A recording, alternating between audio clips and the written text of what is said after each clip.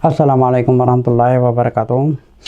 काफ़ी लोग ये सवाल वगैरह भेज रहे हैं व्हाट्सएप के ऊपर, तो मैं सवाल पढ़ता हूँ व्हाट्सएप से। जो सबसे ज़्यादा मुझे सवाल आते हैं ये है, ये जो अभी जो नया वायरस शुरू हुआ है उसके बारे में पूछ रहे हैं। आपके ओपिनियन इसमें क्या है कि जैसे क्या ये मुसलमानों की वजह से अल्लाह ताला का अज़ाब है, नहीं है? औज़ु बिल्लाहि मिनश शैतानिर रजीम, बिस्मिल्लाहिर रहमानिर रहीम, रब्बि इश्रह ली सदरी वयस्सिर ली अमरी वाहलुल उक़दतम मिन लिसानी यफ़क़हू क़ौली।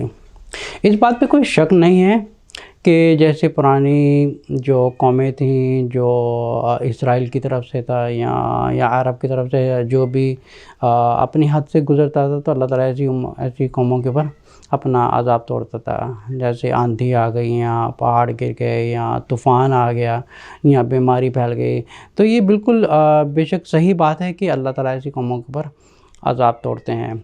लेकिन क्योंकि वो एक रसूलों का ज़माना था और रसूल इस चीज़ की पेशन गोई करते थे कि इस तरह अल्लाह ताला पे अज़ाब तोड़ेंगे अगर आप इस चीज़ के ऊपर बाज़ नहीं आएँगे। अब जो करंटली सूरत हाल है, ये जो नोवल कोरोना वायरस जो पहला वायरस हुआ चाइना में, और ये सडनली इतना स्प्रेड हुआ है कि ये चाइना से शुरू हुआ है। और जो लोग ट्रैवल दूसरी कंट्रियों से विज़िट करने के लिए चाइना गए थे, और चाइना में जो वो वुहान सिटी है, वुहान सिटी में जो गए थे वहाँ पे जो इन्फेक्टेड हुए थे और जो वापस अपनी कंट्री में गए हैं, तो इस तरह ये सडनली फैलना शुरू हुआ है। अच्छा, इस जो वायरस की जो बुनियाद है, ये मैं पहले इसके बारे में थोड़ा सा बताना चाहूँगा कि इसके वायरस की बुनियाद शुरू हुई कहाँ से है।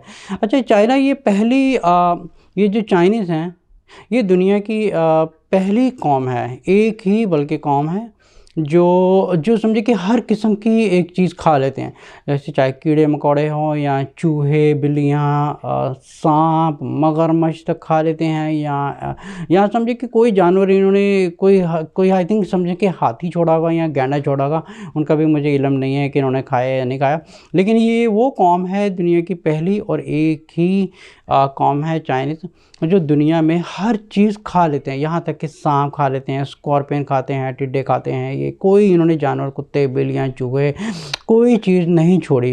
इस जो वायरस की बुनियाद थी, जो साइंटिस्ट हैं उनके हिसाब से इसकी जो बुनियाद शुरू हुई थी, कुछ ऐसे वेनेमस और कुछ ऐसे पॉइजनस या कुछ ख़ास वायरस वाले जानवर होते हैं जिनकी ख़ास तौर पे मेडिसिन बनाई जाती है।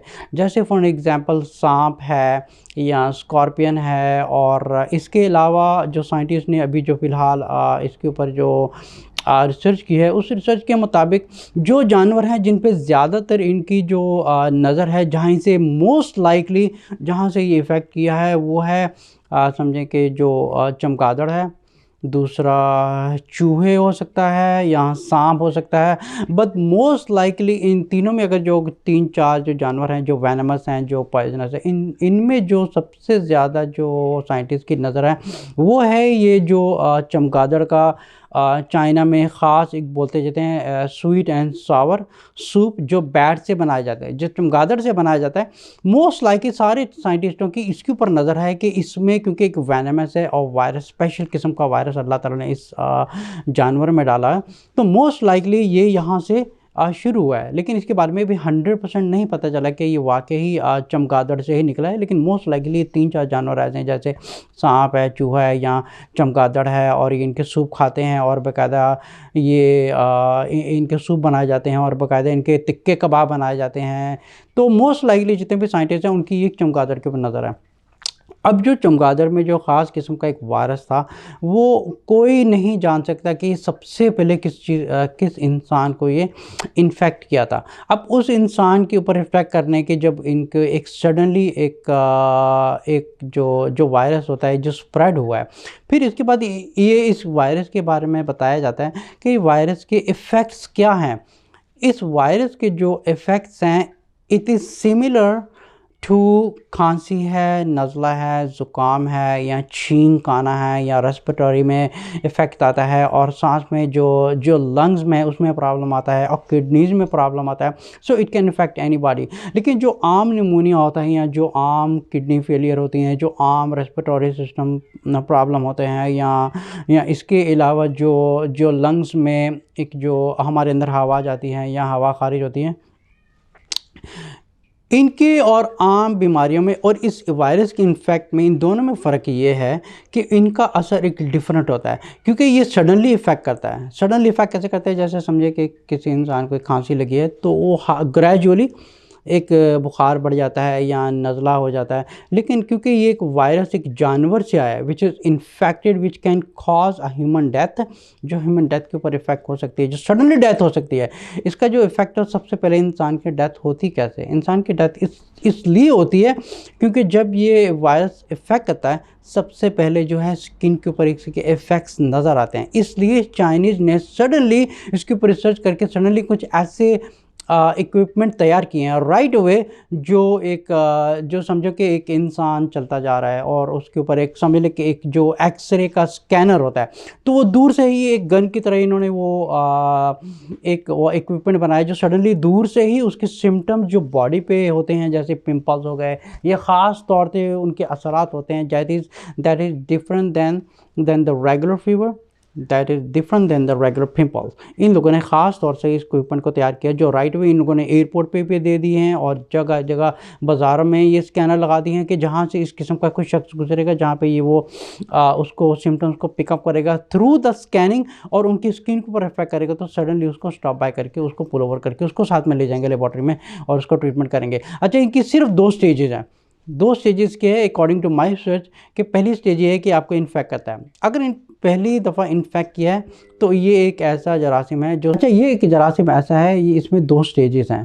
पहली स्टेज है कि ये आपको सडनली इन्फेक्ट होता है और इसकी दूसरी स्टेज है जो सडनली अगर पहले स्टेज में इसको नहीं पकड़ा गया तो सेकेंड स्टेज इसकी ये पूरी बॉडी में इफेक्ट होते हैं। राइट अवे जो सबसे पहले इफेक्ट करता है, ये सबसे पहले जो इफेक्ट करेगा वो इफ़ेक्ट करता है रेस्पिरेटरी सिस्टम के ऊपर, जो सडनली आपके लंग्स को ब्लॉक करके राइट अवे इंसान की डेथ हो जाती है। These are the only 2 stages. जैसे फॉर एग्जांपल दूसरी बीमारी होती है first stage, second stage, third, जैसे कैंसर की स्टेजेस होते हैं, फिर बोलते हैं हमारी लास्ट स्टेज है because it's too much spread all over the body. So similarly in the case of जो कोरोना वायरस है, इसमें भी सिमिलर केस है। फर्स्ट स्टेज है आपको इन्फेक्ट है, सेकंड स्टेज में सडनली स्प्रेड होकर बॉडी में इतना फैल जाता है it's unable to catch it. अगर फर्स्ट स्टेज में आपकी स्किन के ऊपर है या थोड़ा सा इफेक्ट है, they will catch it right away, but if you goes to the second stage it will not, the person will not survive at all, क्योंकि पूरी बॉडी में फैल जाएगा। अच्छा, ये दूसरे इंसानों में कैसे फैलता है?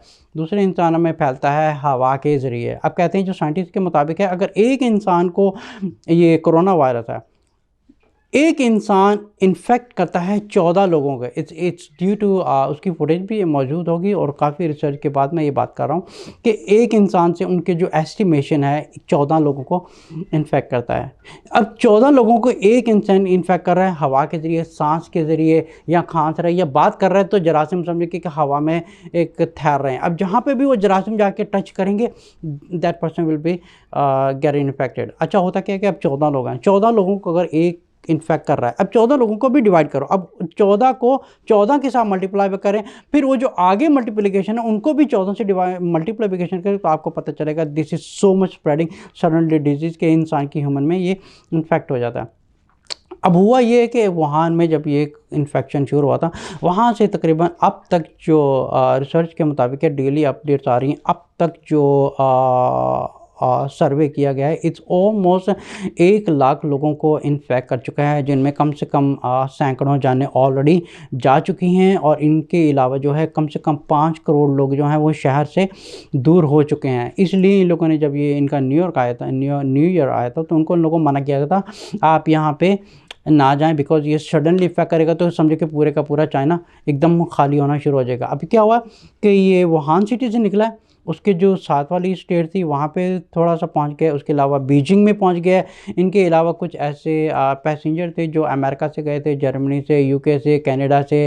अभी जर्मनी में एक नया केस पकड़ा इन्होंने, तो मोस्ट लाइकली जो वो लोग थे जो वुहान सिटी के रहने वाले थे, जो अपनी कंट्रीज में फैमिली को मिलने गए थे, अपनी कंट्री के जब वापस मिल के गए हैं, तो सडनली जब चाइना ने ये न्यूज़ को ग्लोबल अलर्ट किया है कि सडनली पूरी दुनिया वाले जितनी कंट्रीज है इस चीज़ के ऊपर अलर्ट हो जाए, तो सडनली जितनी भी फॉरेन कंट्रीज टेक्नोलॉजी कंट्री थे, it was easy for them to catch it. जैसे for example it's almost very hard and it's almost impossible to catch this disease अगर ये चाइना, अगर ये पाकिस्तान में जाएगी या इंडिया में या समझे कि जितनी गरीब गुरबा कंट्रीज़ वगैरह हैं, अगर यहाँ पे जाएगी तो it's really almost like very hard to find it. जैसे फॉर एग्जांपल अभी पाकिस्तान में एक केस हुआ है, जैसे उन लोगों के शक हुआ है किसी के ऊपर कि इसका वो जो ब्लड क्लॉट है उसको उठा के इन्होंने हांगकांग भेजा to test to confirm that this is something related to novel corona virus.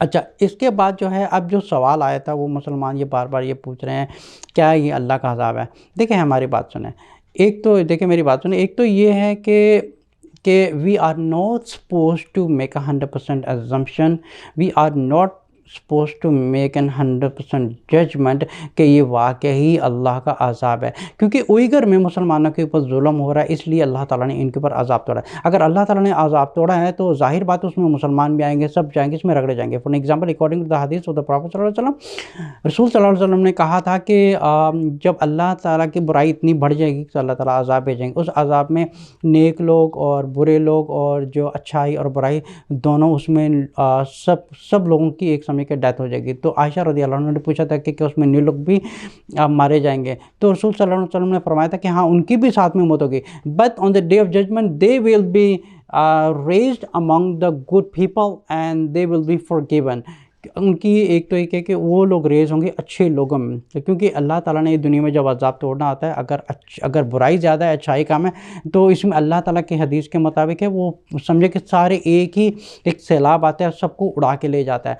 तो जितने मुसलमान ये एग्जम्पशंस कर रहे हैं हमारे मुसलमानों पे जुल्म हुआ है, इन लोगों ने कुरान की डुप्लिकेशन करनी थी इसलिए अल्लाह का अज़ाब आया, हम ये किसी के बारे में 100% जज नहीं कर सकते कि क्योंकि हम लोग तो पैगम्बर नहीं है, कोई नहीं है, इसलिए हम लोग आम इंसान है, वी डोंट नो दैट। क्योंकि एज अ ह्यूमैनिटी हम ये कह सकते हैं कि अल्लाह ताला इनको हिदायत दे और वहाँ से गंदगी साफ़ हो, तो अल्लाह नोज़ बेटर, हम ये कह सकते हैं वल्लाहु आलम, वी डोंट नो दैट। सिर्फ अल्लाह की ज़ात जानती है कि ये अल्लाह का अज़ाब है या नहीं है, लेकिन ये किसी इंसान के ऊपर ये हक़ नहीं बनता कि वो किसी के ऊपर जज करे कि ये वाकई अल्लाह का अज़ाब हो रहा है, क्योंकि वहाँ पे उइगर मुसलमानों के ऊपर जुल्म हो रहा है, इसलिए अल्लाह ताला ने ये चाइना के ऊपर ये अज़ाब तोड़ा है। लेकिन मोस्ट लोग ये जो जितने भी ला इल्म मुसलमान होते हैं ये कहते हैं हाँ अल्लाह ताला का अज़ाब है। अल्लाह ताला के इसमें अज़ाब हो भी सकता है और नहीं हो सकता, हम इसके बारे में नहीं जानते। लेकिन हम क्या कहते हैं, हम सिर्फ एक अल्लाह से दुआ करते हैं कि अल्लाह ताला अपनी रहमत फरमाए, अल्लाह ताला इनके ऊपर रहम फरमाए और अल्लाह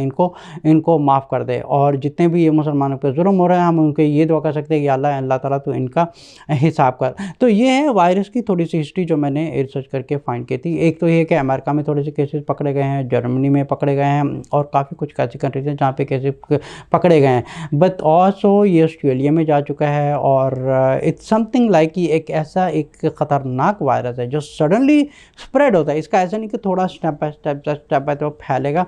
इट इज़ सिमिलर टू जो अब थोड़े टाइम पहले अगर कुछ लोगों को याद होगा कि अफ्रीका से एक वायरस निकला था जिसका नाम था एबोला, और ये आई बिलीव कि सीरा लियोन से निकला था। अच्छा, ये जो कोरोना वायरस है this is not something brand new, this was the very first time was found in 1960 में पकड़ा गया था। तो उन लोगों ने जब यहाँ पे आज रिसर्च किया थे they found in the entire history for medical and they find something similar case into the 1960, but लेकिन वहाँ पे एक ऐसी टेक्नोलॉजी नहीं थी, शायद ख़त्म हो गया होगा या वल्लाह आलम क्या हुआ था। लेकिन इसके बाद जो है अब ये 2020 हुआ है, तो सडनली जनवरी में ये एक ऐसा इफेक्ट निकलता है, सडनली चाइना जो है ना इसके ऊपर ग्लोबल अलर्ट इशू किया और पूरी वुहान सिटी खाली हो गई। हम अल्लाह से बस यही दुआ कर सकते हैं कि अल्लाह अपनी रहमत फरमाए और हमारी हिफाजत फरमाए बुराई से, और अल्लाह ताला जितने भी चाइनीज़ लोग हैं इनको भी अल्लाह ताला हिदायत दे। हमें एज अच्छे मुसलमान दूसरों के लिए दुआ करनी चाहिए, ना कि हम ये दुआ करें कि हाँ अच्छा हुआ क्योंकि यूगर मुसलमानों के ऊपर जुल्म कर रहे थे इसलिए अल्लाह ने के ऊपर अजाब तोड़ा।